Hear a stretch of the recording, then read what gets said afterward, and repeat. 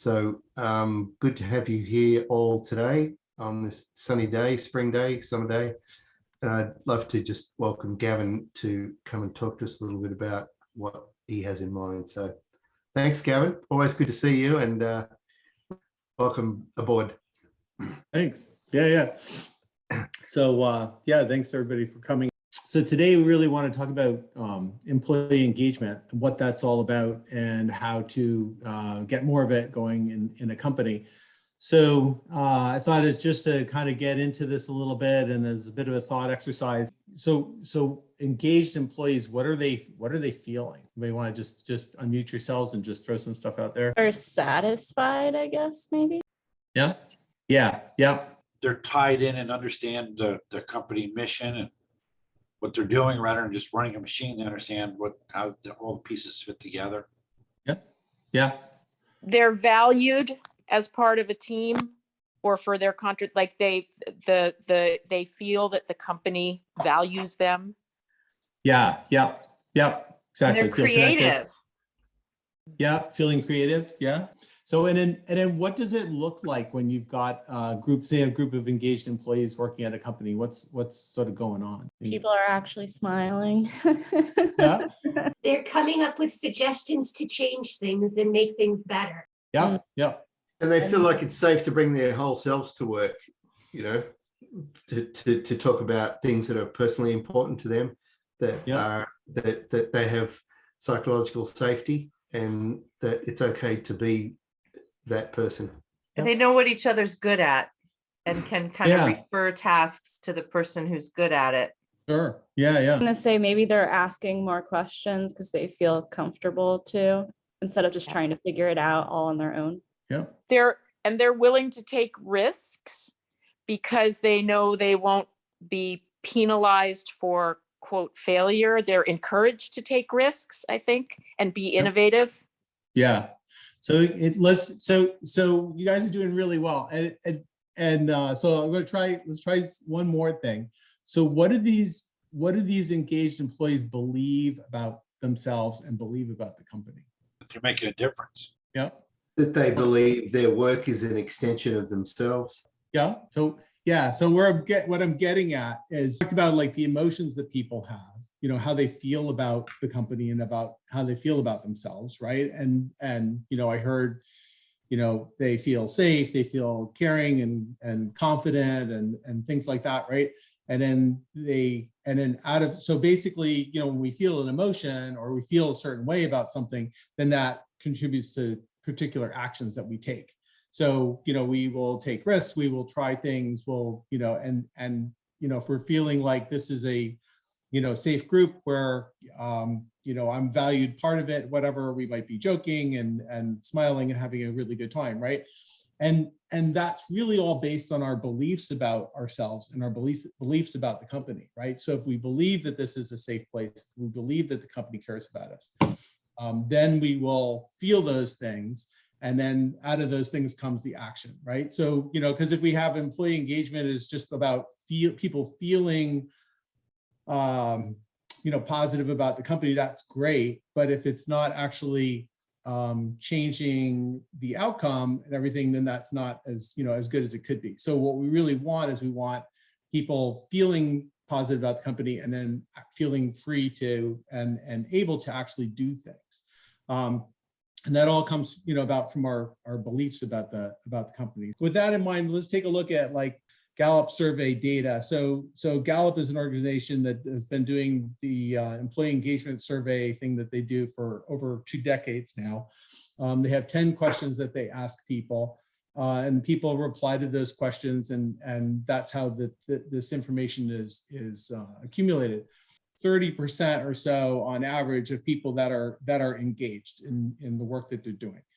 The bottom line is the 17% or so people who are actively disengaged. So they know something's wrong, they're not happy campers, and so they're actively, you know, drilling holes in the boat, causing trouble, you know, maybe just not being helpful. That sort of thing. So you've got those two groups, and then the group that's not on the graph are the people, the much larger group of people who are like neither here nor there, they're not upset that it's not, that things aren't better, and they're also not into whatever is going on. They're just kind of hanging out and going passively on the ride. So as you can see, the numbers really haven't changed. They've been pretty much the same for, for ages. And so if we look at it through the lens of what we just talked about, through, people's emotional engagement and then things actually happening, we can look at this sort of graph and we can say, okay, so what's getting in the way? Why aren't things changing, right? Because there's been quite a bit of awareness that we need to improve employee engagement if companies are going to succeed. So people have done some things in some companies, at least, to try to increase that. But as we can see, the effect overall is not been all that significant. So what I would hypothesize is that there are a couple of things that are getting that couple of things, or a couple of ways of phrasing this, what's getting in the way. So one of the things is that the companies are not doing things to allow people to feel emotionally excited and positively interested in the company. So there's some breakdown there. Or there's a breakdown in people maybe feel positive about the company, but they don't feel like they can actually contribute or do something. There's not that ability to actually do something about that. And so so we're not seeing the engagement, we're not seeing things happen because those two things aren't working. So there's, in my mind, the way I look at it, I can really kind of boil it down to three things. So the first one is a altruistic company, or altruistic culture, where people feel cared for, feel safe to bring their whole self to work. And when we feel cared for, when we feel that the group cares about us, then we tend to automatically, as human beings, we tend to care back, right? So we want to support the group that cares about us. It's natural human instinct. It's embedded in us by our evolution, and because without a safe group, a group that cares about us, then we feel vulnerable and that sort of thing. And when we have a group that actually does care about us and wants us to succeed and wants us to do well, then we respond accordingly, and we want to support that group. See, and then the second thing is a sense of autonomy. So if I feel that my job description or something else is preventing me from doing the things that I think I could do to help to support the group, then that's going to get in the way of my feeling engaged. So and we want to do things to support our group. We're naturally inclined to do that because that's where we get intrinsic reward. So when I do something, when I see that the group has a problem or an issue or is aspiring to do something, and I see how I can contribute to that thing, then I'm going to be feel intrinsically rewarded when I get to do something with that group and help it out and do the thing that one of the things that I think that I can do well to further that cause. So and then the third thing is really this shared worldview or purpose. So it's happens on different levels. So you can have like the higher purpose that Conscious Capitalism talks about, where we set a lofty goal that as this company, we're going to do these things, we're just going to try to make this awesome change in the world, that sort of thing. But it could even be just simpler than that, that we feel that the group that we're in shares a similar worldview, similar view about how the world works and where this company fits into that, and how we as a group can make a difference. So and then just kind of reiterating, that it's our beliefs about ourselves and about our company and about this shared worldview or purpose that then generate the emotions that then lead to the actions. So basically engaged employees essentially believe that their company cares about them, that their company is about something more important than just making money. And they want to be part of that. So we're all feeling, I would guess that at least, my intention is that at this point, everybody's kind of like, to some extent pumped up, like, okay, I see this now. If we talked about people talk to people and show them that we really care about them, that this, that we're a company that's about really good things, and we can go forth and do amazing stuff together, or then I'm going to be highly engaged and everything like that, right? So, and then, so we all leave this meeting and then we go to back to the regular world, and you're walking down the hall or you're in our office, and the HR person leans in the door and says, hey, by the way, it's the end of the second quarter coming up. We need to do everybody's performance review, right? So this is where that all of a sudden, we're operating on a certain level, and then we hit this thing, which is not actually going to work really well with where we want to go with this, right? So we look at this performance review curve. If the 2% on the bottom side are not doing well, the ones on the 2% on the other end are doing super well. If this was a curve in the General Electric of Jack Welch, you'd be looking at chopping off that bottom 10%, right? So it's the rank and yank policy where you say, okay, these are the bottom 10%, they're gone.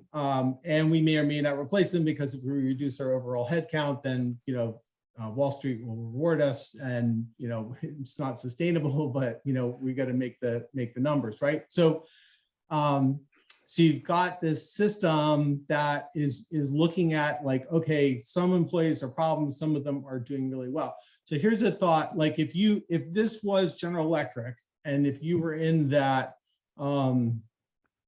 in that time period where Welch was in charge, and you were looking at this graph at the 2% on the top end of the graph who are doing outstanding, what could you guess about those people? What do you think about the people who are being ranked in the top 2%? What are they good at? Following rules sometimes. Yeah, definitely Managing up. Yeah. So this is a system where people know that if they don't do sufficiently well, they could get cut and fired. They also know that there are big rewards for being on the top end of that curve, right? So what we've got is we're going to end up with the people on the top, on that 2% on the top. Those are the people who are really good at climbing the corporate ladder, right? Really good at stepping on everybody else's toes and fingers and necks and everything else to climb to the top of that ladder. That's their motivation, because that's what they're being rewarded for, right?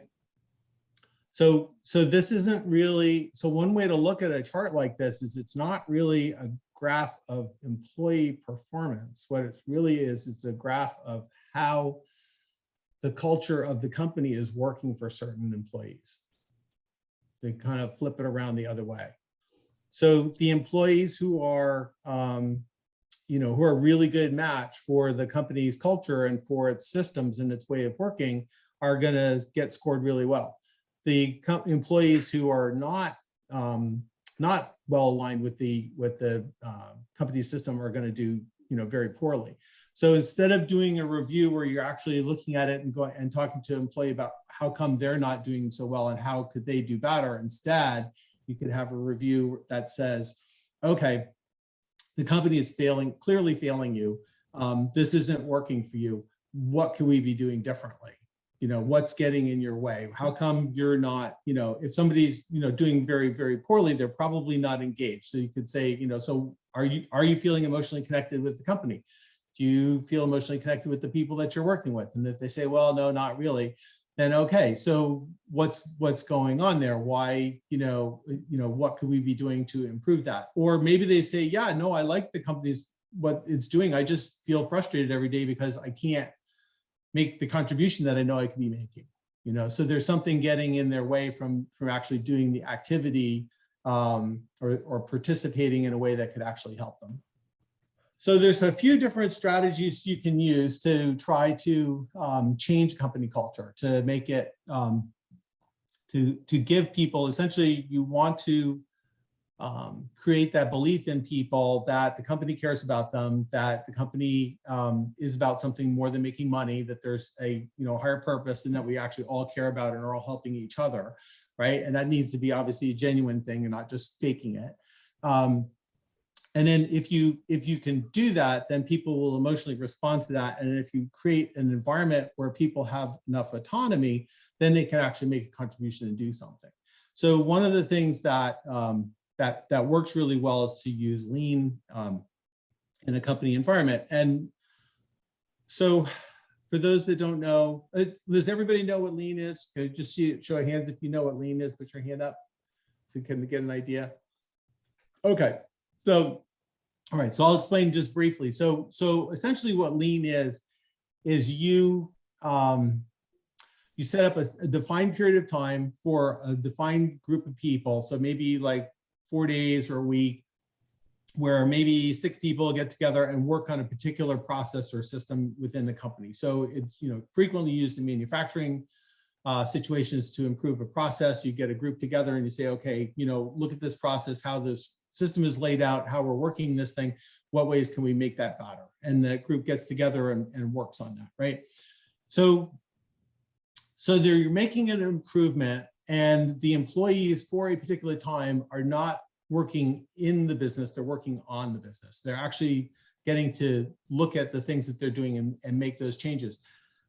And so there's most of the thought about this is that, you're teaching employees to do these things. And I would actually argue that one of the things that you're actually also doing is you are keeping the supervisors and managers out of the system. So you're minimizing hierarchy and you're increasing the amount of autonomy, because you've basically told this group that for these 4 days or for these 5 days, you have the authority to go and look at the system that you normally work in and see if you can then make improvements and change things around. So you're giving people much more autonomy than they normally have. Now, it is only for a certain period of time. It is only, in a particular area, but that's sort of a way of convincing some supervisors and managers who like to control things all the time and like to give orders to, now all of a sudden, they can't actually do that. They have to keep hands off, let people do these things. And then what frequently happens is that they're actually amazed at what does come out of this whole thing. And then they realize that, yes, their people could be contributing a whole lot and could be doing things differently. So it starts to open up that mindset of people of how things can be done.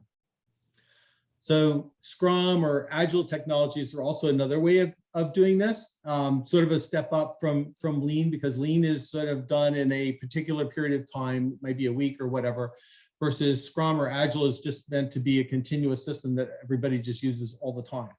And in this sort of system, what happens is there is a list of things that need to be done. Usually it's, this is generally done for software, but it can be done for anything. So there's a list of software features that need to be created and put together.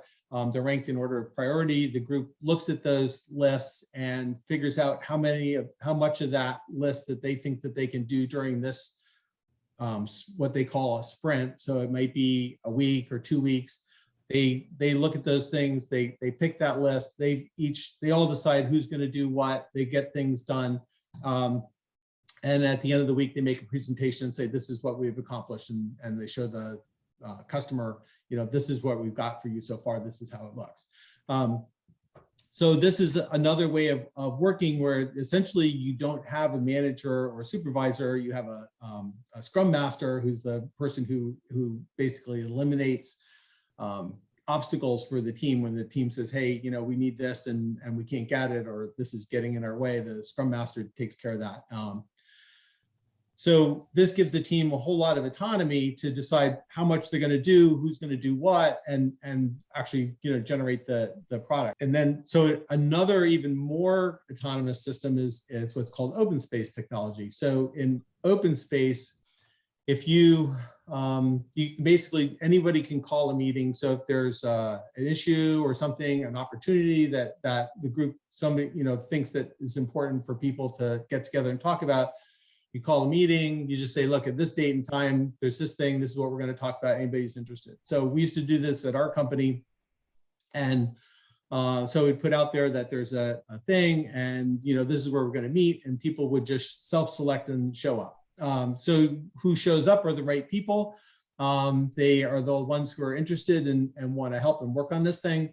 And you start with basically, you can see there in the picture, a bunch of paper and markers. We were a little bit more friendly and put an actual table, but this is a cool way to do it. Just put the stuff on the floor and markers, and you just sit down and you write down on the piece of paper, you know, the essence of the idea or thing that you want to talk about. So one of the things, we had an opportunity to produce a whole lot more product for a customer, but we didn't have the capacity on the equipment. So we, you know, send out a thing, said, you know, hey, we're going to have a meeting next Wednesday if you want to, you know, to talk about this and come up with ideas. So, you know, people showed up, and, you know, so some of the ideas were, you know, we could clean the equipment faster, you know, between products, or the tools, you know, the tool room's mess, we're spending too much time looking for stuff, we need to reorganize that.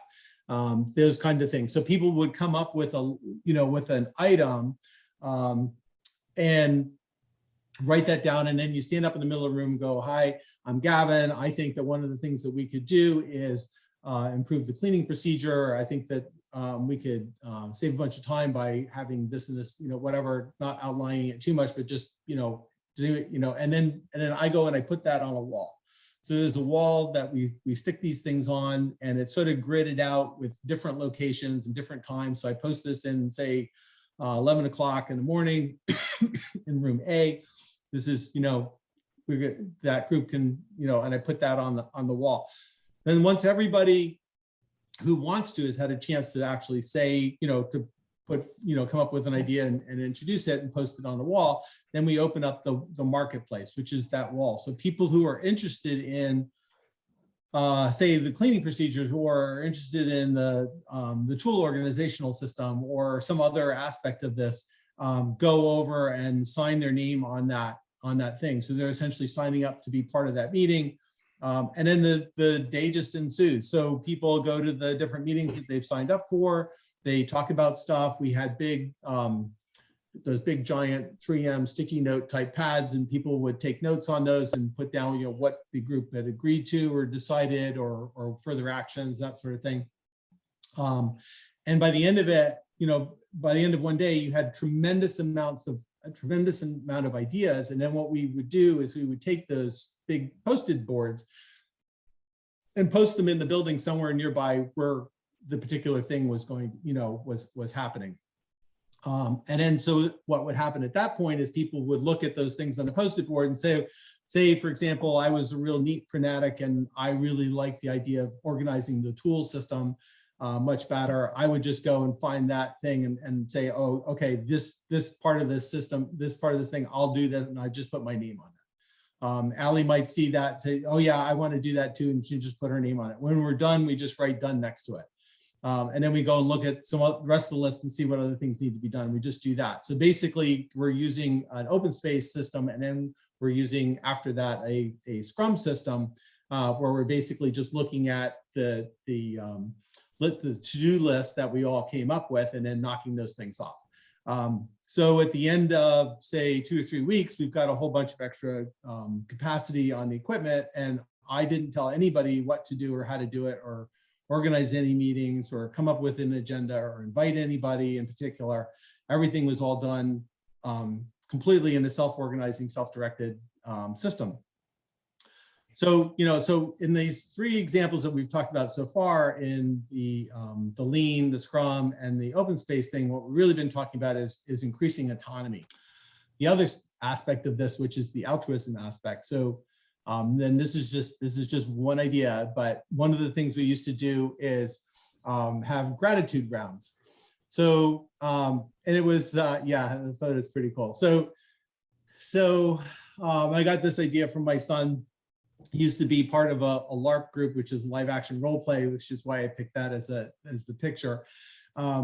But what they would do is get together every week or two and essentially act out some sort of thing. So there would be you would have a character that you would develop. There would be a rough plot or whatever was what the issue was, and then people would just do this sort of like improv theater, live action role play kind of stuff in costumes and this sort of thing. And at the end of it, they would just get around in a circle, and everybody would just say 1 or 2 things about what they liked or what happened or that kind of thing. And I thought, wow, that's a great idea. And I came across the same idea in a book called How of Happiness by Sonia Lyubomirsky, who's a researcher on positive psychology. And she basically said, gratitude is a sort of meta strategy for happiness. And one of, you can count your blessings, you can, find a gratitude partner and share, what you're grateful for and that kind of thing. But the best thing to do is get together with a group and do it. And so this is one of the things that you can do in a company. And we used to do it in some of the production groups in the maintenance department would do this every Friday morning. The guys from the third shift would stay late. The guys from the first shift would be there, and we just go around the room, and you didn't have to say anything because you have that autonomy to not do anything, but everybody would just hang out there. And I might thank Glenn for showing me how this machine worked, because I didn't know how to do that before, and so we fixed it and that sort of thing. So we just go around the room, and people would thank each other for something, and it changed the whole dynamic in the group. People became much more collaborative. Before that time, there was a tendency to withhold information, because if I had information, I kept it to myself, then I was valuable and irreplaceable. But so gradually, though, we sort of changed this mindset, and we had people volunteering to go out and work on stuff that they'd never worked on before. But they felt safe and to take the challenge. And then as soon as they said, "Oh yeah, I'll go take a look at that," other people would speak up right away and go like, "Yeah, if I was looking at going out, I would check this and this first, but if you needed a hand later, whatever, come get me and I'll come look at it with you." So we'd had so it just changed the whole environment in that group. So that's the last of the slides. And I ended up talking a lot faster and a lot longer without interruption than I intended to. But any thoughts or anything on any of that or questions? What do you see as potential harm caused by employee engagement efforts that are not really well conceived or well executed? Yeah, because obviously, like I said in the beginning, the idea is you're changing somebody's beliefs about themselves or about the group and the company, right? So if you're doing it from a manipulative point of view as opposed to a genuine point of view, then obviously that's not good, and you're going to get found out eventually, and everything's going to go to hell in a handbasket really quick. Yeah, it would be, yeah. That's an important disclaimer, huh? Yes, exactly. So yeah, so it has to be genuine. It has to be from an altruistic, point of view where you're really caring about your people, and like a lot of altruistic things, it's you're doing it not necessarily with a set because you're looking for a reward or anything, right? You're doing it because you want to do it.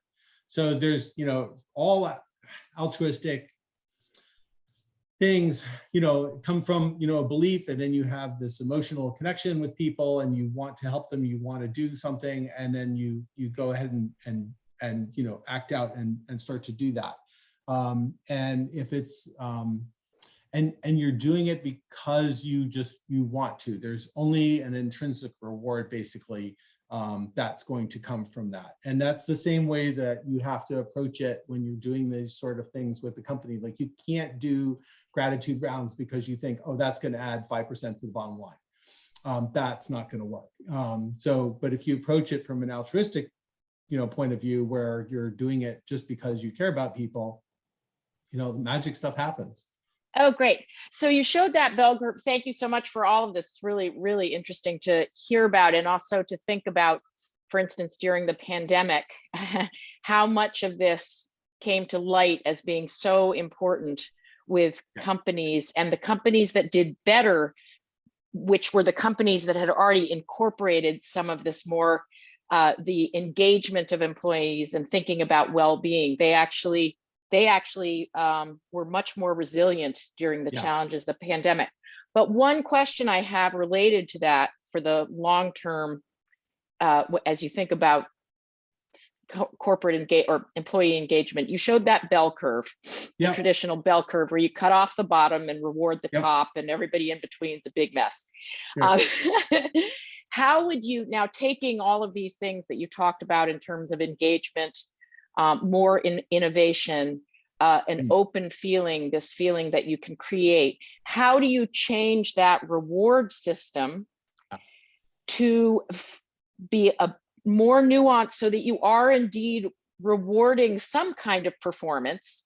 Right. So it's just not a flat curve. So there isn't somebody who can sit and drink their coffee all day. You would hope that your system doesn't allow that, but let's be, you know, in reality, how do you Sure. change that system to better reflect all these issues you're talking about? Do you have ideas about that of what might work? Sure. Yeah. So this is a great question. So, yeah, obviously, you know, in an ideal world, you'd have all altruistic people at your company, all doing wonderful things, and nobody who's like gaming the system and, you know, sliding along and coasting and on it and, you know, benefiting from everybody's efforts and you know, not actually contributing. So there is a system for that, and and it's good to have that system in place, and maybe you don't need it for a long time, but maybe you do. And that system is basically come up with by a woman named Elinor Ostrom, who won the Nobel Prize in Economics, I think in 2007. I keep forgetting the date. Okay, and and basically what she did was she studied groups that had common pool resources.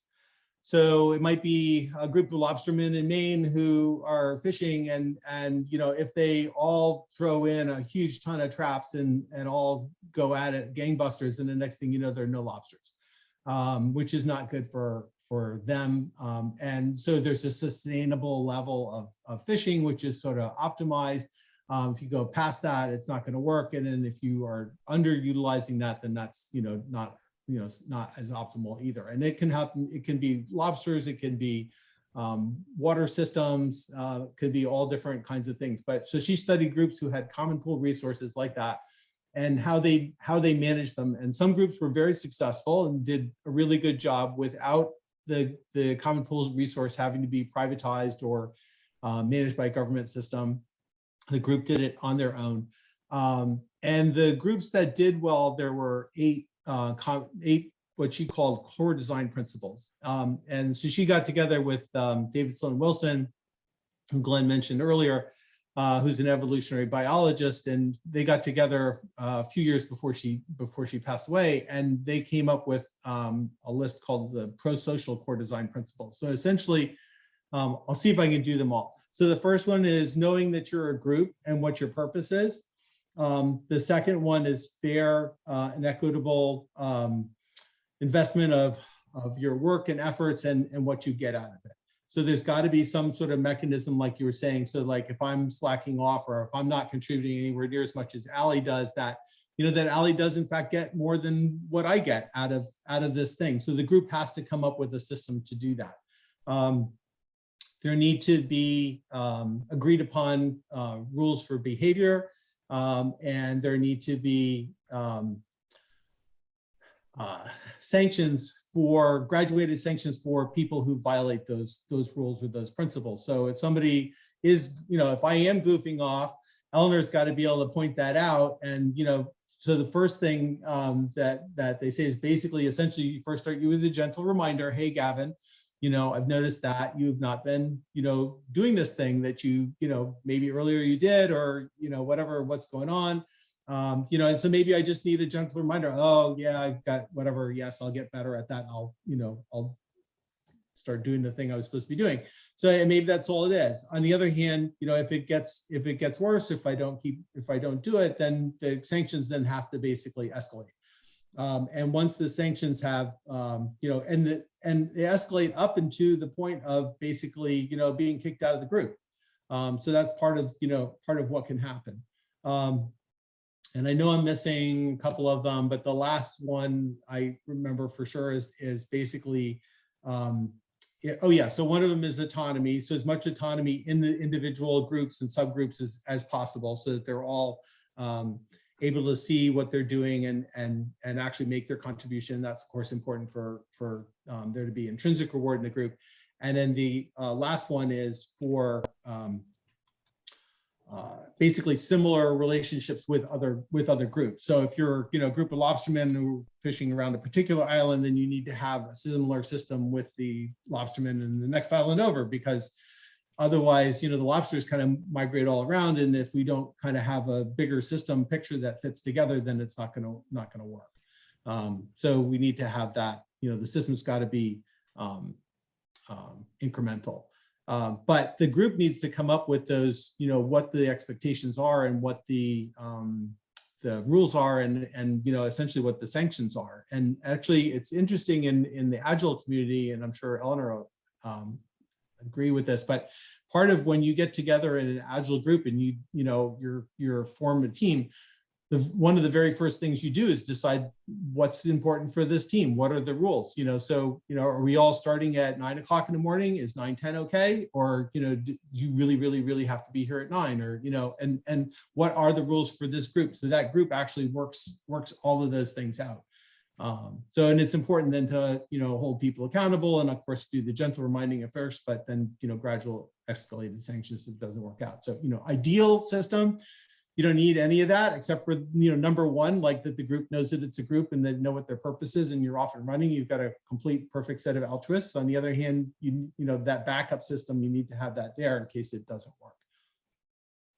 Thank you so much, Gavin. That was a wonderful reply. That was so informative just in what you replied. Really appreciate that.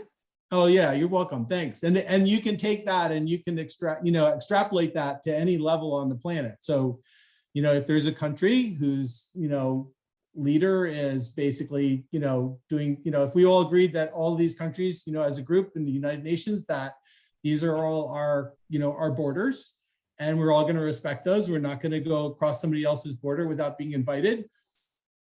Somebody violates the rule. What do? Talked about it, gentle reminder, by the way, whatever, and then gradual escalated sanctions. So, but, in it, that's sort of one of those examples too, where if that you're, that you've got a psychopath on your hands, then don't bother with too much of the gradual stuff. Just go right to the max on the sanctions right away and just get them out of the group, because that's, that's the solution for that. So other questions? We have a comment in the chat, Gavin, that says the shift also seems to be from a longstanding American tradition of fighting your way to success. Every woman or man or other for themselves. It's a huge mind shift if you're locked into stepping on necks, etc. Right, exactly. Yeah, and that's really what that's why I really like a lot of what David Sloan Wilson's been working on in the ecological, from an ecological aspect, that because he sums it up, selfishness beats altruism within a group, altruistic groups beat selfish groups. So if you've got a bunch of selfish players inside a group that is largely altruistic, those selfish individuals will take advantage of the altruistic individuals, unless you've got a system like the pro-social core design principles to stop that behavior. The other thing is that altruistic groups will beat selfish groups. So if you can purge the selfish behavior from the group, your group will outperform all the other groups that have selfish players in them. And so from a conscious capitalism point of view, what you're doing inside your company is you're creating that altruistic system so that your company will perform super well, because it's all those people are working altruistically together. The other thing you need to do as a conscious leader is look outside your company to the economic ecosystem that your company resides in and make sure that that's an altruistic system also. So if you've got suppliers or customers who are bad actors, who are acting entirely selfishly, are not interested necessarily in you succeeding, that just want you, just want the best deal possible, and they don't care if you're out of business 2 years from now because they'll go someplace else or whatever, that's not the group that you want to be.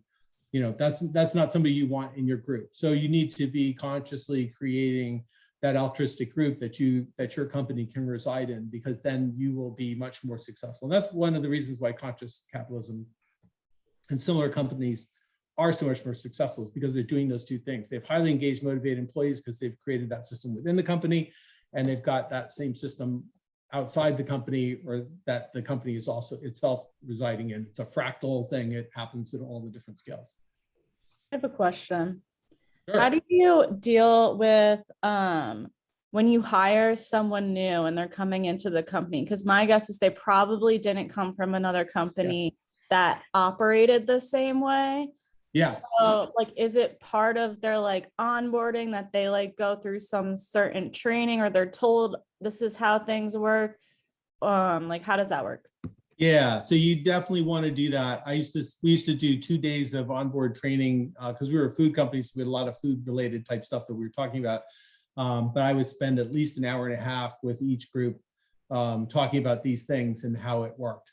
You know, explaining this sort of stuff and giving examples from, you know, various books and various things that we've done in our company so that they would, you know, that they would get it.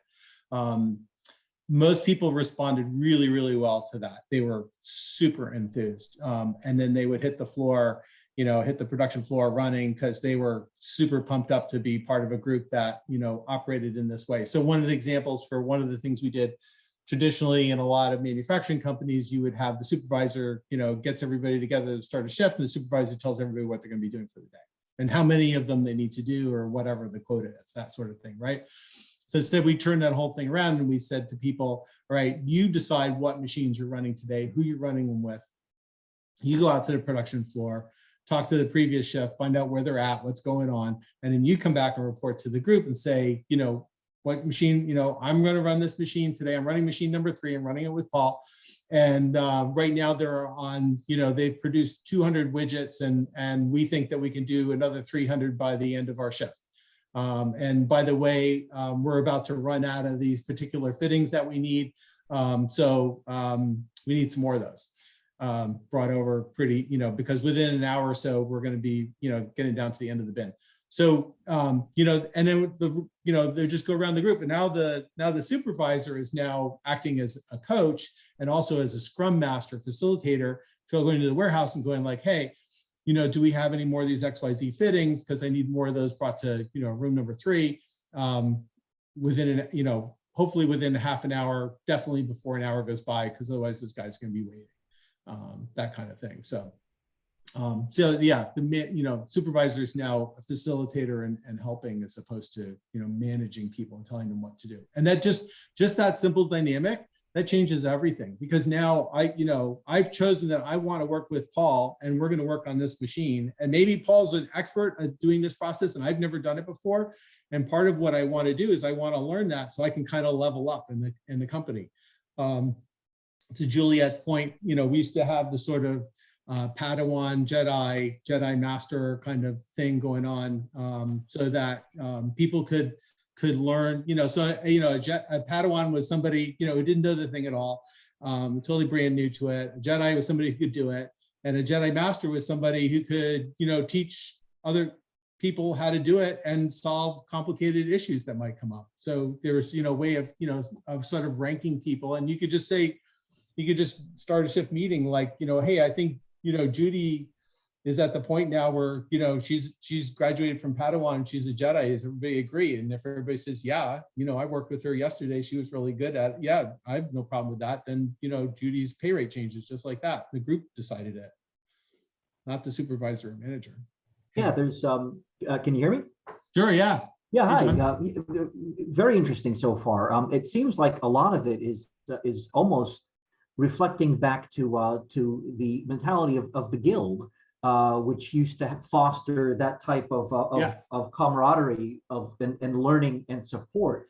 My question is, working with education systems, with in other words, with either school districts or higher education, because it seems that a large part of those are really based on that selfish aspect that you're trying to weed out of the system, where kids are competing and even kids in college are competing.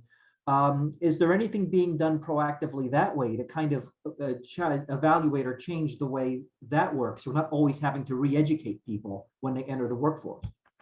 Yeah, that's a good point. Yeah, because part of the system part of the thing with the school system too is that it inculcates that everybody's sitting in a row, everybody's learning the same thing, we're all at the same time, we're all getting ranked and ordered, you know, that sort of thing. And that's just setting the wrong it's not the right thing that we want people to be coming off of, right? So I do know, I can't tell you like a bunch of different schools. I've heard of some, and I've heard of some examples. And for example, it was a school, I think in the Netherlands, and they were actually employing sort of a Scrum model for learning. So the kids would get together in the classroom, maybe it's a history lesson or science lesson or something like that. It was up to the kids to learn the stuff and pull it together and help teach each other. So the group would choose each other. So like, because you know, you do not want to be one of those kids who's stuck in a group with like a bunch of people who are slackers and you're going to have to pull them all through it, right? That's no fun. So you do need to have that, you know, the group be able to choose each other. And then all of a sudden you've got, I may be good at some stuff, you may be good at different things, but as a group, we have to pass this lesson. So now we're all, working and collaborating together, helping each other out, because, to pass in that particular class, the teacher had to basically be able to come to one of the groups and ask anybody in that group a question about something that was, essential and relevant. And that person had to respond correctly. It didn't matter who it was. So you had to make sure everybody in your team knew this stuff. So, maybe somebody in particular was really good at researching things and figuring things out, but then they had to actually also be able to share that, make sure everybody else in the group got that too. So that's one way to do it. And then, yeah, the goal's changing now, because now we're not looking at,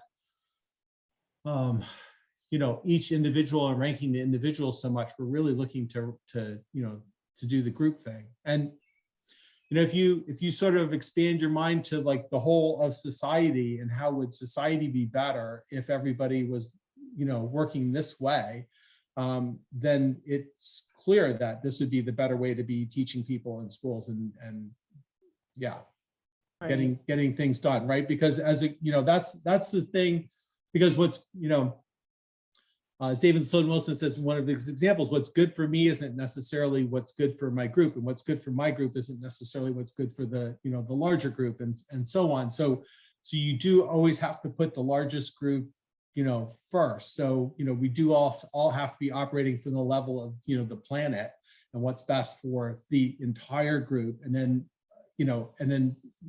so, and that's where that altruism comes in, because I am doing things that I may not necessarily benefit from personally, but I know my group is going to benefit from them. And if my group benefits from them, then, we're all going to succeed and do better, together. Group level selection as opposed to individual level selection. Hopefully at the largest group level.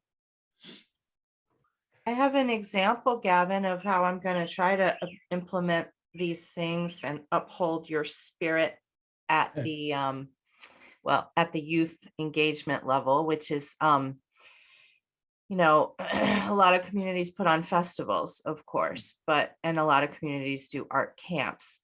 I'm pitching and proposing, trying to put together a program that actually is a festival camp where the kids actually build a festival, like decide what topic they think is worthy of, celebrating in the community. And then learn through the course of, producing, presenting, promoting the various aspects, how to do the festival.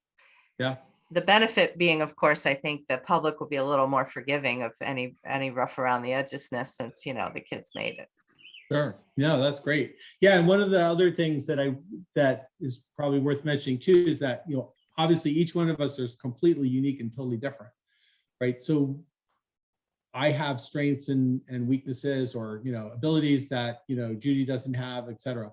So what we're really looking for when we're looking to maximize a group is we want everybody working to their fullest potential, and we want everybody to be doing things differently, be thinking differently, acting differently, bringing different stuff to the table. We want all of that individuality coming out, because that's what's going to make the group most successful. So, if you think about it the other way around, I got a whole group of clones, everybody's the same.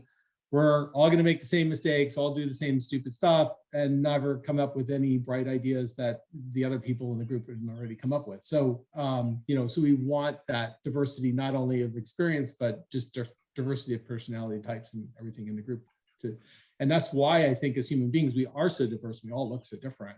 Not just look, but in visually, but look so different from our, behaviors and the ways we think and everything, is because that's actually valuable for our group to succeed.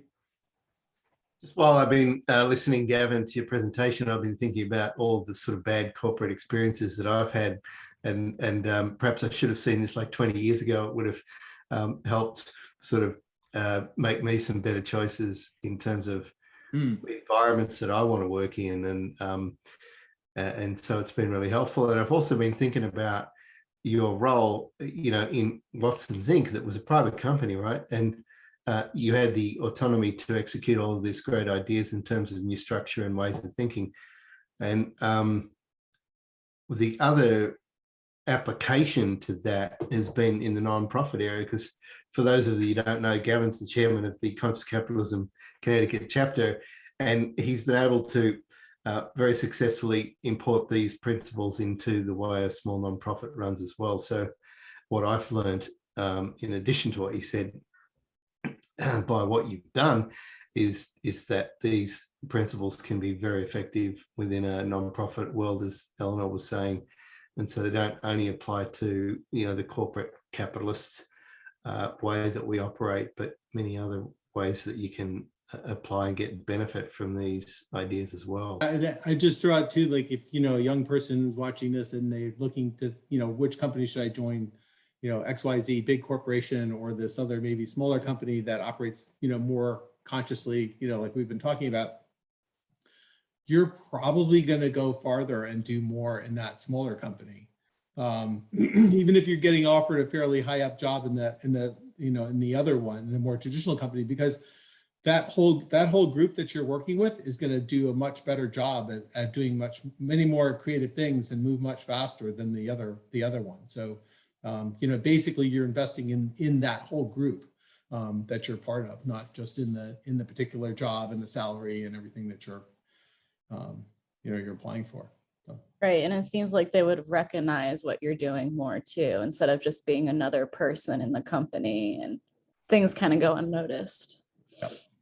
Well, it seems like a great place to leave it. Thanks, Gavin, for sharing your considerable depth of experience and your application of these ideas. It's great to see that there are many other ways to approach people that are drilling under the waterline, as you said.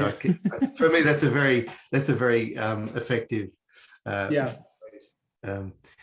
So thank you all for coming today, and your questions and comments and contributions. We really enjoy these sessions, and there will be another one coming up very shortly. So stay tuned, and thank you all for coming.